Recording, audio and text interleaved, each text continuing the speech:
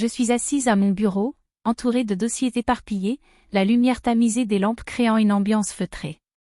Mon téléphone se met à vibrer sur le bois. En voyant le nom de Julien Martin s'afficher sur l'écran, je sens une vague de curiosité et d'appréhension m'envahir. Je décroche. Bonjour, c'est Laura Lopez. Bonjour, Laura. C'est Julien. J'ai besoin de votre aide. Sa voix tremble légèrement, témoignant de l'inquiétude qui l'habite. Qu'est-ce qui se passe? Demandai-je en prenant note de chaque mot. J'ai été accusé de vol de propriété intellectuelle au sein de mon entreprise. C'est faux, je vous assure. Mais personne ne me croit.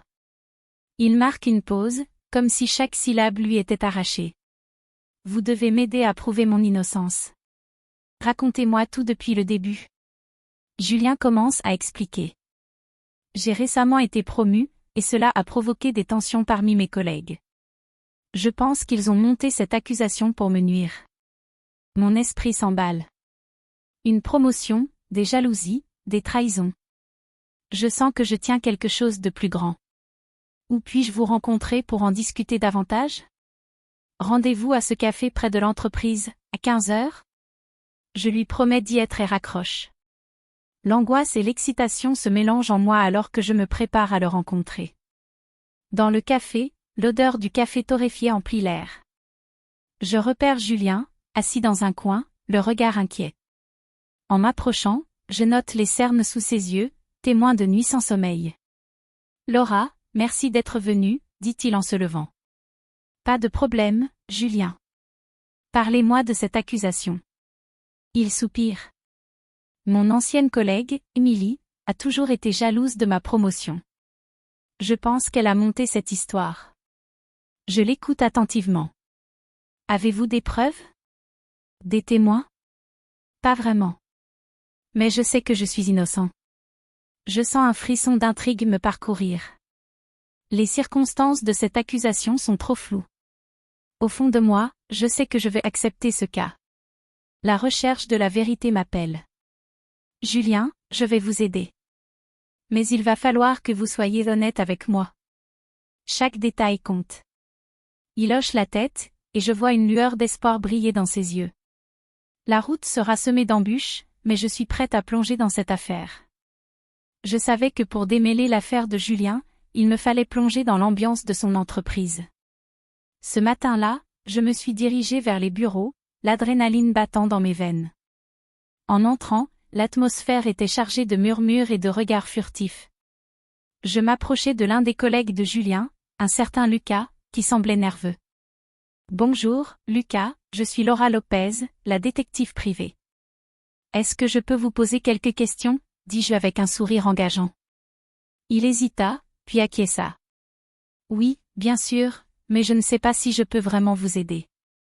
Tout est utile. Que pouvez-vous me dire sur Julien et cette histoire de vol? Lucas baissa les yeux, visiblement mal à l'aise. Écoutez, il y a eu des rumeurs. Certaines personnes ne l'aiment pas, surtout après sa promotion. Cela a créé des tensions. Des tensions? Comme quoi? Relancai-je, essayant de le pousser à parler. Eh bien, il y a Émilie, par exemple. Elle était très proche de Julien avant, mais les choses ont changé. Il s'arrêta, scrutant mes réactions. Que voulez-vous dire par « les choses ont changé » je demandai, curieuse. Elle a commencé à parler dans son dos. J'ai entendu dire qu'elle le jalousait. Cette information m'intrigua. Émilie semblait être une pièce maîtresse du puzzle.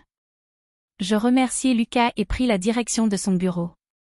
Quand j'y arrivai, Émilie était là, concentrée sur son ordinateur. Elle leva les yeux en me voyant entrer. Laura, n'est-ce pas? Que puis-je faire pour vous?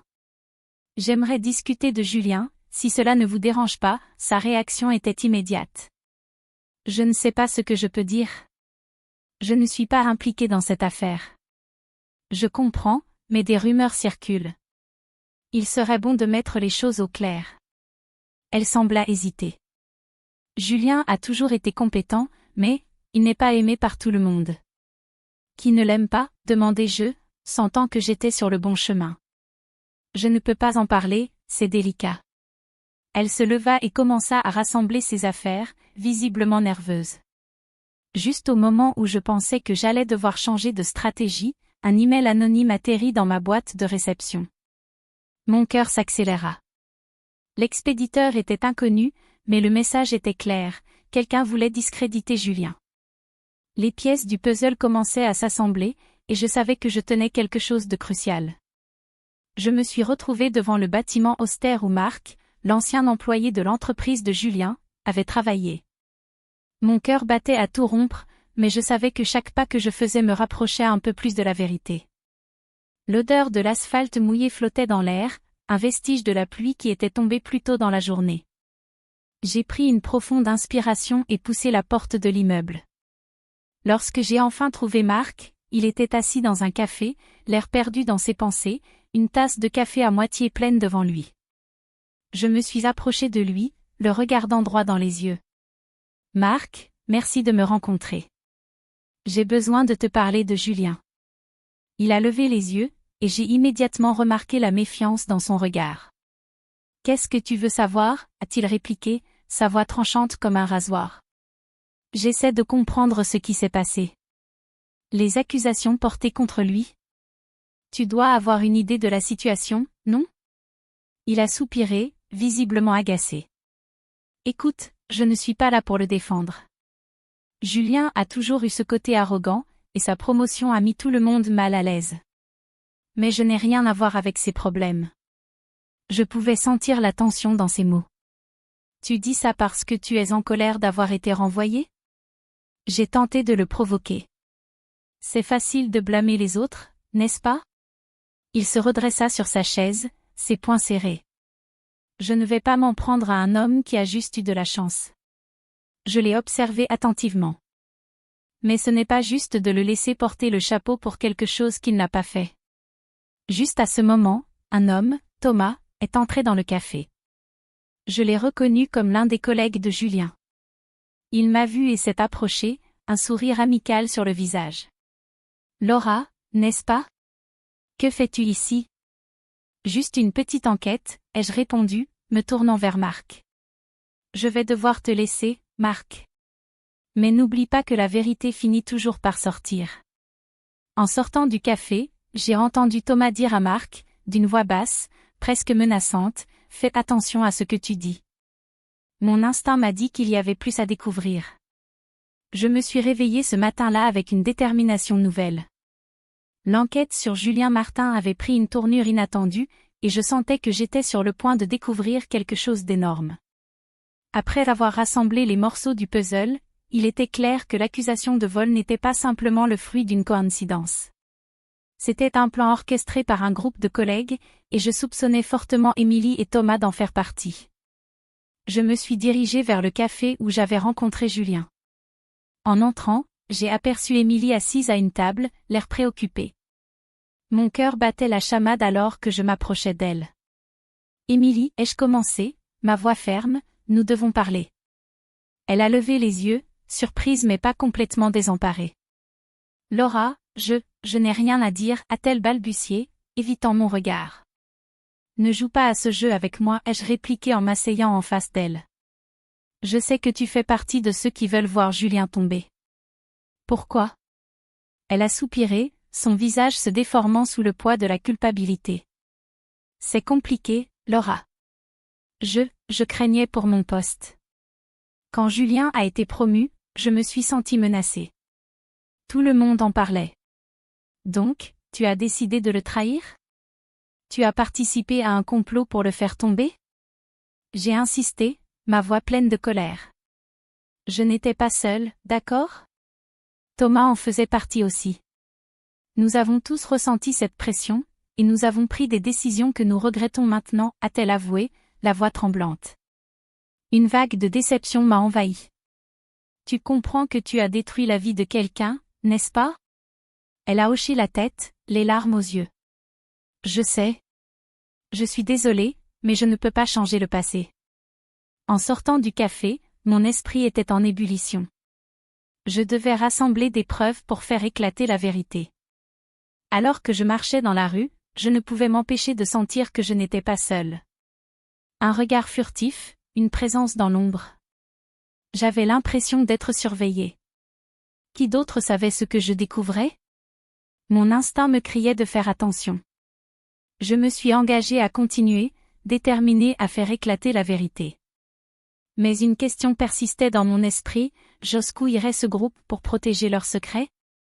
Je me suis assise à la table du café où j'avais rencontré Julien pour la première fois, le bruit des tasses et des conversations m'entourant, mais mon esprit était ailleurs. Je regardais par la fenêtre, l'esprit troublé, repensant aux menaces que j'avais reçues. Mais je ne pouvais pas abandonner. Pas maintenant. J'avais promis à Julien de découvrir la vérité, et je n'étais pas du genre à reculer devant l'adversité. Quand Julien est arrivé, son visage était marqué par l'inquiétude. « Laura, qu'est-ce qui se passe? Tu as l'air préoccupée, a-t-il dit en prenant place en face de moi. Julien, j'ai des nouvelles. J'ai découvert que Thomas n'est pas aussi innocent qu'il le prétend. On m'a même averti de me méfier de lui. J'ai vu son visage se décomposer à l'annonce de ce nom. Thomas? Je n'aurais jamais pensé qu'il pourrait être impliqué. Sa voix trahissait son choc. Je sais. C'est ce qui me rend la tâche si difficile. Mais je pense que j'ai besoin de tendre un piège. Si je peux le confronter directement, je pourrais obtenir des preuves. Tu es sûr que c'est une bonne idée? Il pourrait réagir violemment, et tu es seul, a-t-il objecté, soucieux. Je ne peux pas rester inactive. Je dois le faire, ne serait-ce que pour toi. Nous avons commencé à élaborer un plan, déterminé à faire tomber le masque de Thomas. L'idée était de l'attirer dans une conversation où il pourrait se trahir. Je savais que cela comportait des risques, mais je n'avais pas le choix. La vérité devait éclater, et je ne laisserais pas la peur m'arrêter. Plus tard dans la soirée, alors que je rentrais chez moi, mon téléphone a sonné. Un numéro inconnu. J'ai hésité, mais j'ai répondu. Laura, fais attention à Thomas. Il n'est pas ce qu'il semble. La voix au bout du fil était grave, presque menaçante. Mon cœur s'est emballé. Qui êtes-vous? Ça n'a pas d'importance. Ce qui compte, c'est que vous êtes en danger. Ne lui faites pas confiance. Et puis, le silence. J'ai raccroché, encore plus déterminée. Je savais ce que je devais faire. Je devais agir vite et avec prudence. La confrontation avec Thomas approchait, et je ne pouvais laisser passer cette chance. Je m'installai à mon bureau, mes pensées en ébullition, tout en traçant un plan dans ma tête. La vérité était là, à portée de main. Je me tenais dans l'ombre de la salle de réunion, mon cœur battant la chamade. Julien était à mes côtés, son regard anxieux trahissant l'angoisse qui l'habitait. « Tu es prête ?» murmura-t-il, sa voix à peine audible. Je hochai la tête, serrant le petit enregistreur dans ma main. C'était le moment de mettre notre plan à exécution, de piéger Thomas et de prouver son implication dans cette sordide affaire. La porte s'ouvrit, et Thomas entra, l'air détendu, ignorant qu'il allait être piégé. Julien et moi échangions un regard complice. Je lançai la conversation, feignant l'innocence. Alors, Thomas, comment ça se passe au bureau? Les rumeurs continuent de circuler sur l'accusation contre Julien. Il haussait les épaules. C'est juste du bruit. Les gens sont jaloux, c'est tout. J'en profitais pour le pousser à en dire plus. Tu ne penses pas que quelqu'un pourrait vouloir lui nuire délibérément? À ce moment-là, je vis une lueur de nervosité dans ses yeux. Écoute, Laura, ce n'est pas ce que tu crois. Je savais que j'étais sur la bonne voie. Mais si quelqu'un avait vraiment un intérêt à le faire tomber, qui serait-ce selon toi? Il soupira, puis, comme si la vérité lui échappait, il laissa échapper, peut-être que certains d'entre nous ont été un peu, trop enthousiastes à l'idée de le voir échouer. Sa promotion a mis les choses en perspective. Mon cœur fit un bond. Je savais que je tenais enfin la confession qu'il me fallait. Après quelques minutes de conversation, je décidai qu'il était temps d'arrêter le jeu. Thomas, je pense que nous devrions faire une pause ici. Je n'aime pas trop ce que j'entends. Je sortis l'enregistreur, et sa réaction fut immédiate. Qu'est-ce que tu fais? S'écria-t-il, son visage blême. Je lui lançai un regard déterminé. Ce que je fais, c'est enregistrer la vérité. Plus tard, dans le bureau des ressources humaines, je confrontai Émilie et les autres collaborateurs avec l'enregistrement. Vous pensiez vraiment pouvoir vous en tirer en trahissant Julien ? Demandai-je, la colère montant en moi. Les visages devenaient pâles, et les excuses fusaient. C'était juste une blague, s'écria Émilie, mais je ne laissai aucune place à la défense. Le conseil d'administration, une semaine plus tard, annonça la réhabilitation de Julien. Je le vis sourire, soulagé, tandis que ceux qui l'avaient trahi étaient mis à la porte. « Merci, Laura, je ne sais pas ce que j'aurais fait sans toi, » me dit-il, sincère. Nous avions bâti une nouvelle amitié sur les fondations de la vérité et de l'intégrité.